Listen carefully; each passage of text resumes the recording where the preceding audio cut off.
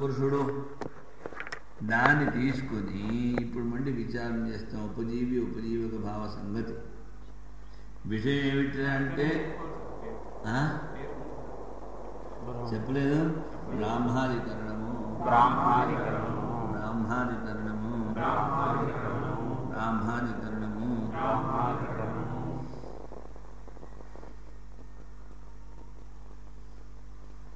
ఇక్కడ సంశయం ఏమిటి అంటే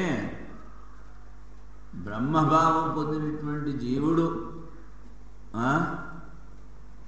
వానికి బ్రహ్మకి సర్వజ్ఞత్వాది గుణాలు ఉన్నాయి. ఈ జీవుడు కూడా అలాంటి గుణాలు ఉంటాయా? ఒకటైపోయిన తర్వాత ఇంక మళ్ళీ ఏమిటి వీడి జీవుడు వాడు బ్రహ్మము సర్వజ్ఞాతి చిన్మాత్ర రూపసే అథవా ఉభయ రూపసే స్థితి లేకపోతే చైతన్య మాత్ర రూపంగా ఉంటాడా లేకపోతే రెండు రూపాలుగాను ఉంటాడా? పూర్వపక్ష అంటాడు ఆచార్య జైమిని కర్మకాండి కదా, వాని మతానుసారము మోక్షావస్థలో జీవుడు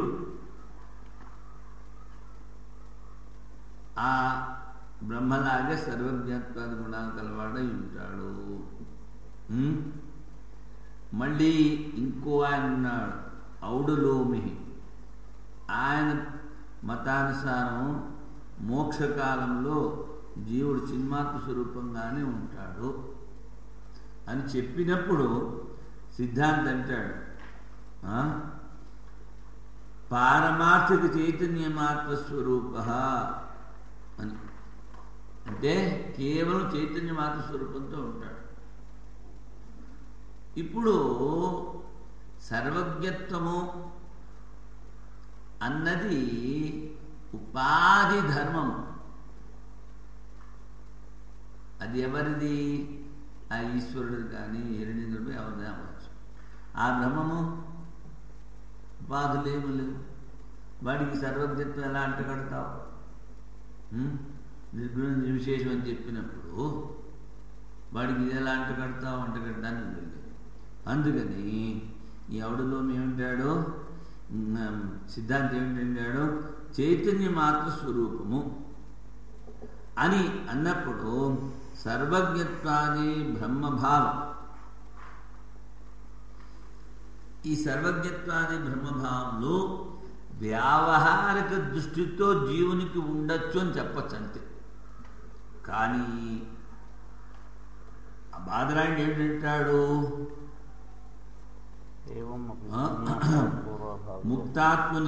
ముక్తాత్మునిలో సప్రపంచత్వ నిష్ప్రపంచత్వ ఉభయ ధర్మాలు ఉన్నాయి. సప్రపంచత్వంలో ఉన్నప్పుడు సర్వజ్ఞత్వాధర్మం, నిష్ప్రపంచావస్థలో ఉన్నప్పుడు ఏమీ లేదు. అందుకని ఈ సర్వజ్ఞత్వాది ధర్మాలు ఆ ముక్తాత్మలో కల్పించిన ఏమీ పర్వాలేదు. అది బ్రాహ్మాధికరణం. ముక్తస్య స్వరూపభూతం బ్రహ్మ శృతిషు ద్విధా ప్రతిపాద్యతే. ముక్తిని స్వరూపము ముక్తి పొందిన జీవుని స్వరూపం రెండు రకాలుగా చెప్తున్నారు. క్వచిత్ సవిశేషం క్వచిత్ నిర్విశేషం. కొన్ని చోట్ల విశేషంగా విశేషాలు అంటే చెప్తా, ఇంకోతాయి నిర్విశేషము. విశేషము అంటే పరిచ్ఛిన్నం అయిపోతుంది, నిర్విశేషము అంటే నిర్వచ్ఛిన్నం అవుతుంది. ఎలాగా అంటే నీలముత్పలం అన్నాం అంటే నీలకమలము. నీలకమలము అన్నట్టు నీలాన్ని విశేషణం చేసినప్పుడు అది సీమితమైపోతుంది. ఎలాగా? ఎర్రకమలము, పీతకమలము, శ్వేతకమలం నుంచి ఇది వేరుపడుతుంది. కేవలం కమలము అన్నాం అనుకో ఏ రంగులైనా అవచ్చు. అందుకని నిర్విశేషము అపరిచ్ఛిన్నం, సవిశేషము పరిచ్ఛిన్నం. కానీ వీడంటాడు ఆ జీవుడు రెండు రూపాలు కూడా ఉండొచ్చు ముక్తావస్థలో.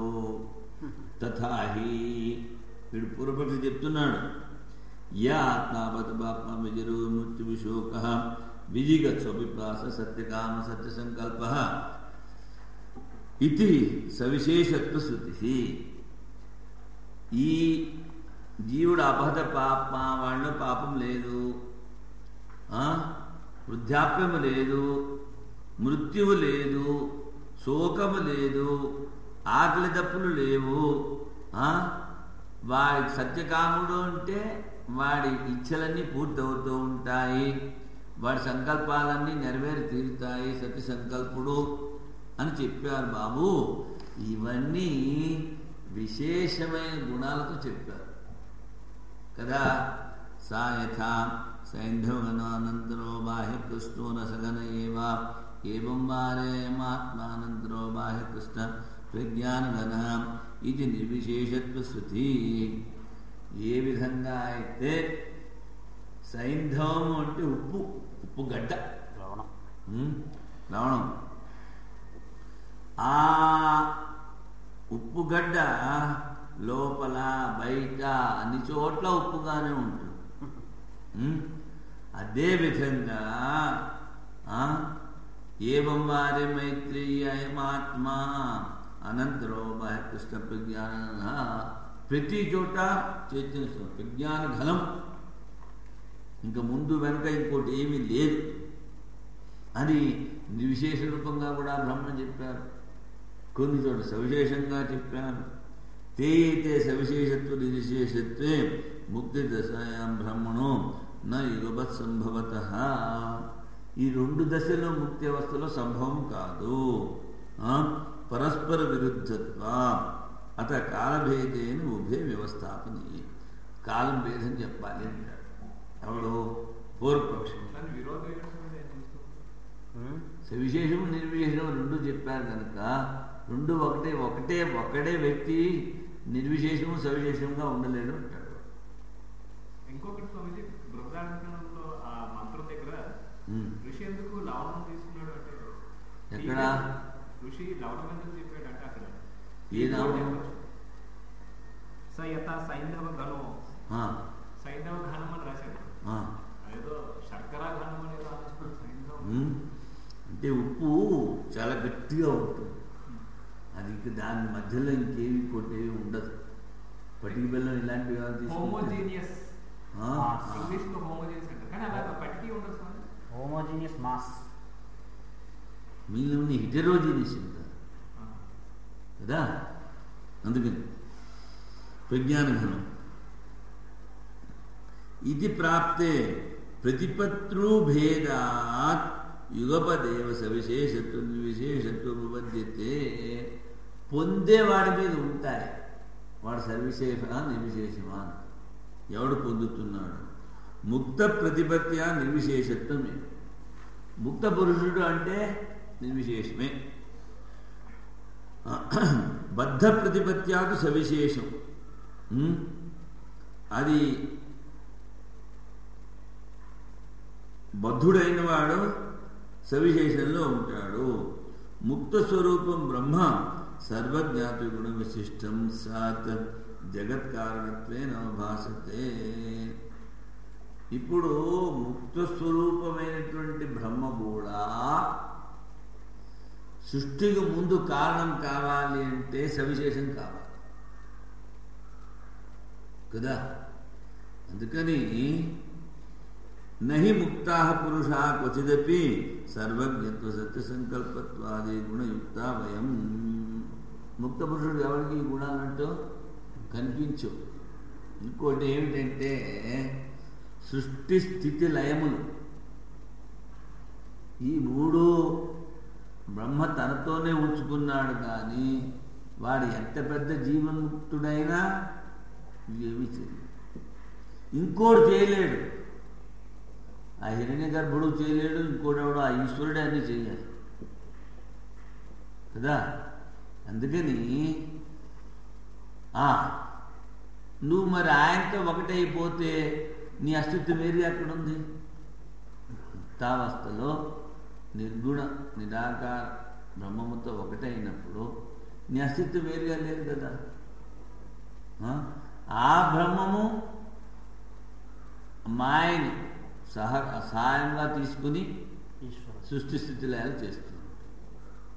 ఈ సృష్టి స్థితి లయాలు ఎంత పెద్ద జీవుడు అయినప్పటికీ వాడికి ఇవ్వలేదు, అది పరమేశ్వరుడే ఉంచుకున్నాడు. అందుకే ఈశ్వరాజ్ఞ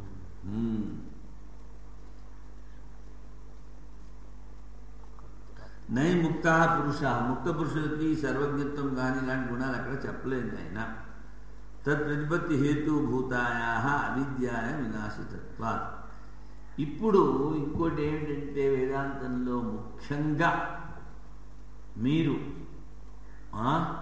నిశ్చయం చేసుకోవాల్సింది ఏమిటంటే, ఏదైతే జీవుడికి అవిద్య అని చెప్పారో అదే బ్రహ్మకు మాయ అని చెప్పారు. ఎందుకంటే జీవో బ్రహ్మైవ నాపరం, జీవుడే బ్రహ్మం అంటే మాయను అవిద్యను ఒకటే అవుతుంది, వ్యష్టి సమష్టి. కానీ ఈ మాయా అన్నది అవిద్య కన్నా వేరని, కానీ ఈ అవిద్య కన్నా ఈ అజ్ఞానం కన్నా మాయ వేరని అక్కడ చెప్పలేదు వేదాంతంలో. జీవుడు భావిస్తాడు, అజ్ఞాని జీవుడు భావించాడు. అందుకనే ముక్త పురుషుడికి ఎక్కడా సర్వజ్ఞత్వం ఇలాంటి గుణాలు చెప్పలేదు నాయన. ఎందుకు? తరువాత ఇవి మాయతో కూడుకున్నటువంటి గుణాలు, ఆ సృష్టికి బీజమైనటువంటి ఈశ్వరుల్లో ఉంటాయి. వాడే అందరి గురించి తెలుసుకోగలడు, వాడే ఫలితాన్ని ఇస్తాడు. అందుకని ఈశ్వర కర్మ ఫలదాత. బద్ధస్వరూపాస్తు అవిద్యాయుక్త సంత నిర్విశేషం బ్రహ్మ ఇది కల్పయంతి. ఎవరైతే బద్ధస్వరూపులో వాళ్ళకందరికీ ఆ నిర్విశేష బ్రహ్మంలోనే సర్వజ్ఞాత విషయాన్ని కల్పిస్తారు. అతః ప్రతిపత్రు భేదాత్ వ్యవస్థ సిద్ధౌ. పొందేవాళ్ళు, ఆ బ్రహ్మను పొందేవాళ్ళలో తేడా ఉండడం మూలాన రెండు రకాలుగా అని చెప్పుకోవచ్చు. వాడు ఆ హిరణ్యగర్భ బ్రహ్మను పొందుతున్నాడా, నిర్విశేష బ్రహ్మను పొందుతున్నాడా? హిరణ్యగర్భ బ్రహ్మని ఈశ్వరుని కనుక ఇంకోటి ఏమిటి, ఆ ఈశ్వరుని కూడా వాడు ఉపాసన చేయొచ్చు. అప్పుడు ఈశ్వరుని పొందాడంటే ఈశ్వరుతో ఒకటే అంటే వాడి సర్వజ్ఞత్వాలు ఉంటాయి. కానీ మాయ ఉపాధి అక్కడ మళ్ళీ. అందుకని ప్రతిపత్రు భేద వ్యవస్థ సిద్ధో కిమనేన కాలభేద కల్పనేన. ఎవరైతే ఇప్పుడు ఎవరికి ఏ అధికారం ఉందో దాని ప్రకారం వాడికి ఫలితం వస్తుంది. దీని గురించి నువ్వు కాలభేదం ఎందుకు చెప్పాలి? కాలభేదం లేదు ఆయన. తస్మాత్ యుగపదేవ సవిశేషత్వ నిర్విశేషత్వే. ఒకటేసారి యుగపద్ అంటే ఒకటేసారి సవిశేషము నిర్విశేషము అని కూడా జీవన్ముక్తుడు చెప్పచ్చు. వాడు దేన్ని ఉపాసన చేశాడో దేన్ని పొందుతున్నాడో అన్నది ఇక్కడ విషయము.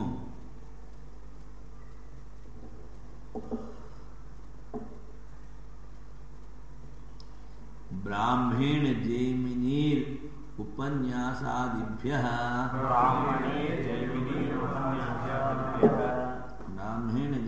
ఉపన్యాసాదిభ్యః బ్రాహ్మేణ జైమినీర్ ఉపన్యాసాదిభ్యః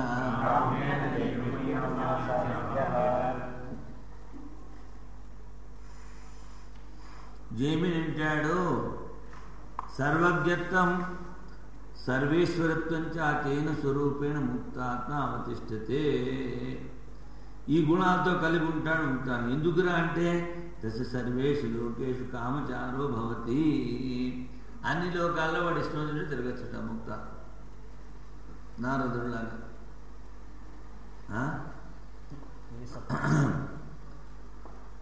సతత్ర పదియేతి పరితః ఏతి ఏతి గచ్చతి పరితః చక్కగా అన్ని చోట్ల తిరుగుతూ ఉంటాడు. అందుకని తేభ్య హేతుభ్య సప్రపంచే ముక్తాత్మ, ప్రపంచంతో కూడిన వాడే ముక్తాత్మ జేమి చెప్పేది. చితి తన్మాత్రేణ తాదాత్మకత్వాదిత్యౌడలోమి. చితి తన్మాత్రేణ తదాత్మకత్వాదిత్యౌడలోమి. చితి తన్మాత్రేణ తాదాత్మకత్వాదిత్య ఔడలోమి. చితి తన్మాత్రేణ తదాత్మకత్వాది ఔడలోమి. చితి తన్మాత్రేణ తాదాత్మకత్వాదిత్య ఔడలోమి. చితి తన్మాత్రేణ తదాత్మకత్వాది ఔడలోమి. ఇప్పుడు ఈ ఋషుల పేర్లు చెప్తున్నాడు అంటే వ్యాసుల వారు is giving respect to them also.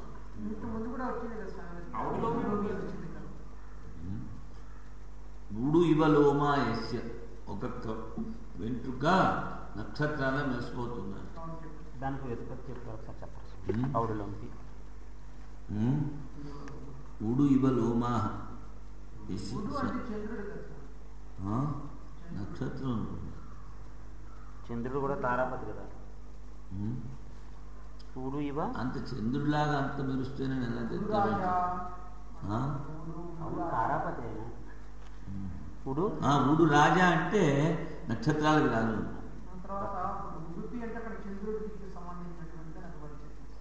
Udupi Krishna పరమాత్మ కదా. ఊడు ఇవ లోమా నాకు తెలిసినంత మటుకు ఇది మా ఉత్పత్తి. అది డిస్ట్రిక్ట్ చూసి సమంగా రాసుకుందాం.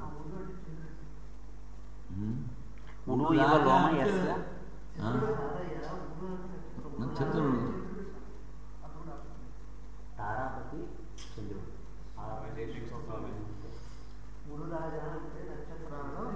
నక్షత్రాలకు రాజు.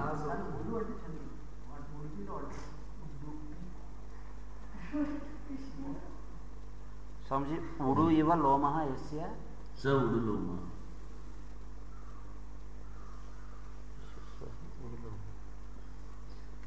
వీడంటాడు ఔడులోమి భేద నిర్దేశం. తేజ పాప్మాది నివృత్తి మాత్ర పరతయా శబ్ద వికల్ప మాత్రా. ఈ ముక్తి పొందినటువంటి వాళ్ళు పాపం లేదు కనుక ఇక్కడ శబ్దాలు వేరువేరుగా చెప్తున్నారు అంటాడు. అపహత పాపమైన జీవస్య చిన్మాత్రత్వ తన్మాత్రేణ చితి బ్రహ్మ చైతన్య అవస్థితి. జీవుడు చైతన్య మాత్రుడు, అందుకని బ్రహ్మ కూడా చైతన్యము. అందుకని ఈ చైతన్యం ఆ చైతన్యంతో పాటు ఉండిపోతుంది. అనంతరో బాహ్య కృష్ణ ప్రజ్ఞానఘనేవా. అందుకని చైతన్య స్వరూపమే చెప్తాడు. సత్యకామత్వాది ధర్మాణం ఔపాధికత్వ. చూడండి, ఉపాధి ఉంటేనే ఇచ్చ. సత్యసంకల్పుడు, సత్యకాముడు, సర్వజ్ఞుడు ఇవన్నీ గుణాలు అన్నీ ఉన్నాయే, అన్ని ఉపాధికి ఉన్నాయి. కానీ ఆ నిర్విశేష బ్రహ్మకి ఏమీ లేదు. నస్థానతోపి పరస్య ఉభయలింగా తన చోటు కూడా ఇవన్నీ చెప్పాం. నస్థానతో అపి పరస్య ఉభయలింగా. పరస్య బ్రహ్మణో స్వరూపంతో ఉంటే ఉపాధులు లేవు, గుణాలు లేవు. ఉపాధులు ఉంటే గుణములు ఉన్నాయి. అది అందుకని అక్కడ కూడా చెప్పాము. అనేక ఆకారత ప్రతిషేధాచ. ఇవి అనేక ఆకారములు లేవు నాయన. బ్రహ్మకు ఒకటే ఆకారము. అందుకని చైతన్య మాత్ర స్వరూపుడు బ్రహ్మ అని భేద నిర్దేశం ఉంది కదా అని పూర్వపక్షి చెప్తే ఈయన అలా చెప్పాడు. ఇవి రెండూ కూడాను ఈ జైమిని పక్షము ఔడలోమి పక్షము కూడా పూర్వపక్షంగా తీసుకున్నారు క్లాసుల వారు. తీసుకుని ఇప్పుడు సమాధానం ఏముపన్యాసాత్ పూర్వభావాద విరోధ బాదరాయణ. ఏముపన్యాసాత్ పూర్వభావాద విరోధ బాదరాయణ. ఏముపన్యాసాత్ పూర్వభావాద విరోధం బాదరాయణ. ఏముపన్యాసాత్ పూర్వభావాద విరోధం బాదరాయణ. ఏముపన్యాసాత్ పూర్వభావాద విరోధం బాదరాయణ. ఇక్కడ పారమార్థిక చైతన్య స్వరూపాన్ని మాత్రమే తీసుకుంటే పూర్వోక్త ఉపన్యాసాదిభ్య బ్రాహ్మస్య సర్వజ్ఞత్వాదే వ్యవహార దృష్ట్యా సర్వజ్ఞత్వాది ఇవన్నీ ఉన్నాయే ఆ వ్యావహారిక దృష్టితో చెప్పినవి బ్రహ్మ. ఇప్పుడు 3 అవస్థలు, పారమార్థిక సత్తా, వ్యావహారిక సత్తా, ప్రాతిభాసిక సత్తా. నువ్వు ఎక్కడి నుంచి మాట్లాడుతున్నావు? పారమార్థిక సత్తాలో ఏమీ మాట్లాడలేవు, అంతా ఉన్నది ఒకటే. మరి వ్యావహారిక సత్తాలకు వచ్చినప్పుడు ఆయన సర్వజ్ఞుడు చెప్పగలరు కదా. అందుకని అది పారమార్థిక దృష్టితో ఉన్నటువంటి చైతన్యం అయినప్పటికీ ఈ వ్యావహారికంగా దాన్ని చెప్పినప్పుడు సర్వజ్ఞత్వాది గుణాలు చెప్తారు. ఈ వ్యవహార దృష్టితో చెప్పినవి విద్యమానత్వం ముక్తాత్మని సప్రపంచత్వ నిప్రపంచత్వయోర విరోధం. అందుకని ముక్తాత్మలో ప్రపంచ దృష్టితో చెప్పిన నిష్ప్రపంచ దృష్టితో చెప్పిన 2 ఉంటాయి. సర్వజ్ఞత్వాది గుణాలు ఉండొచ్చు, వాడికి ఏమీ లేకుండా కూడా ఉండొచ్చు.